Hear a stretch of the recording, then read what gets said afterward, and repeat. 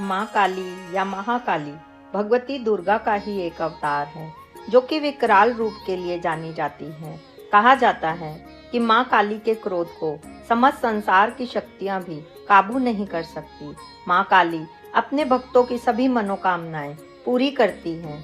जो भी श्रद्धा से निष्ठा से उनकी भक्ति करता है, माँ काली का आशीर्वाद सदैव उस पर बना रहता है।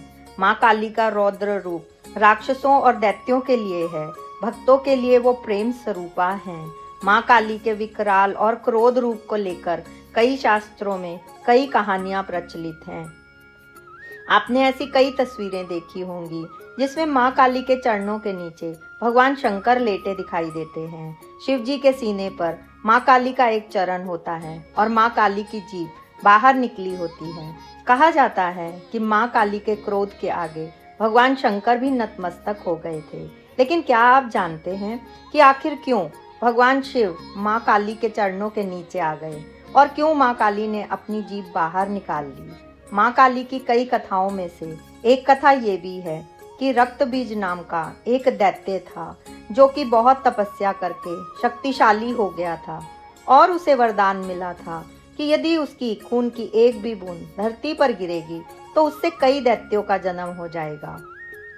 इस प्रकार का वरदान प्राप्त करके रक्तबीज अपनी शक्तियों का गलत तरीके से इस्तेमाल करने लगा और धीरे धीरे उसका आतंक बढ़ता ही गया।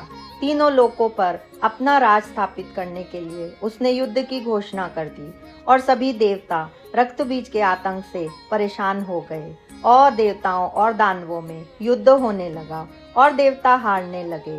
रक्तबीज का खून जैसे ही धरती पर गिरता, कई कई करोड़ राक्षस फिर से पैदा हो जाते और देवता युद्ध हारने लगे और रक्तबीज को हराना नामुमकिन हो गया।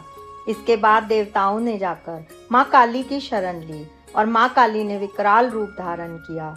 इस रूप में माँ काली के हाथ में अस्त्र शस्त्र, एक हाथ में खप्पर, गले में खोपड़ियों की माला थी। लेकिन रक्तबीज का खून जमीन पर गिरते ही कई कई राक्षस एक साथ पैदा होते जा रहे थे।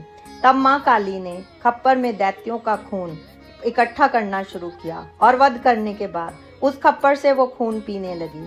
इस तरह माँ काली ने रक्तबीज का वध कर दिया, लेकिन उसके खून की एक भी बूंद को नीचे गिरने नहीं दिया। लेकिन इसी के दौरान माँ काली का क्रोध बहुत बढ़ गया और इतना विकराल रूप धारण कर लिया कि रक्तबीज को मारने के बाद भी माँ काली शांत नहीं हो रही थी।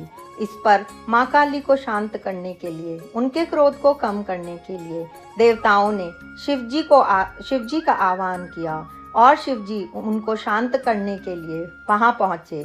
ऐसे में भगवान शिव माँ काली के रास्ते में लेट गए जिससे माँ काली और आगे न जाए और विनाश ना हो।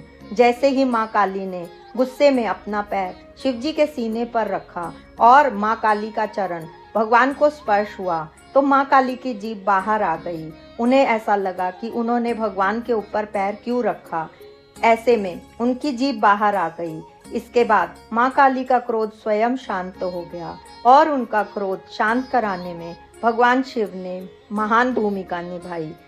इस कहानी से आपने जाना कि माँ काली ने किस प्रकार रक्तबीज को मारा और भगवान शिव ने किस तरह माँ काली के उस रौद्र रूप को शांत किया और भक्तों का कल्याण किया।